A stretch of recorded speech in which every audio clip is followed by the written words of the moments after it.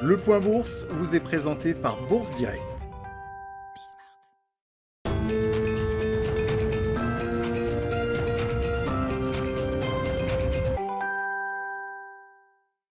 La bourse de Paris est en baisse à la mi-journée. Aujourd'hui marque la dernière séance du premier semestre, une séance qu'on attend tiraillée entre les signes de reprise de l'économie et l'inquiétude quant à la propagation rapide du variant Delta du coronavirus.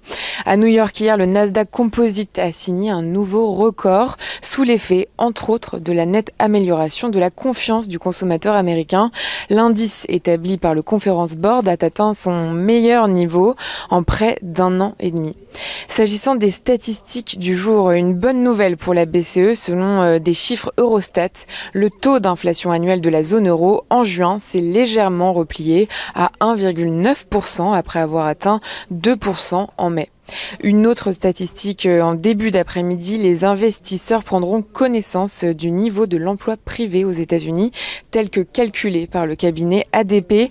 Il s'agira d'une sorte de mise en bouche avant les statistiques globales du marché du travail prévues vendredi. Dans le reste de l'actualité économique, on surveillera la réunion de l'OCDE à Paris. Elle démarre aujourd'hui pour une durée de 2 jours. Du côté des valeurs à présent, Essilor-Luxottica a approuvé la finalisation au 1er juillet de son projet de rachat du groupe d'optique néerlandais Grand Vision pour 7,2 milliards d'euros. Cette annonce met un terme à un feuilleton commencé il y a près de 2 ans. Engie s'apprête à donner le coup d'envoi d'un processus d'enchères pour une partie de ses activités de service. Les premières offres sont attendues en septembre pour une entité nouvellement créée qui pourrait être valorisée entre 5 et 6 milliards d'euros.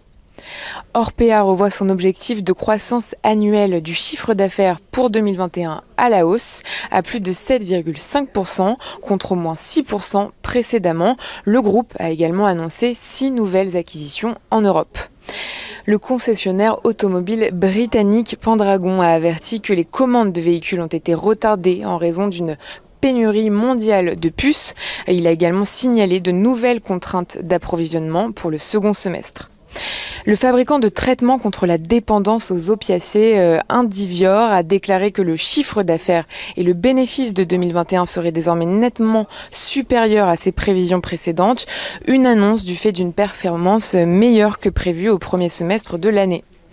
Et puis d'après une étude des Nations Unies, les arrivées de touristes internationaux devraient stagner cette année, à l'exception de certains marchés occidentaux. Cela pourrait entraîner des pertes pouvant atteindre 2000 milliards d'euros. L'étude précise par ailleurs que le secteur ne devrait pas rebondir avant 2023.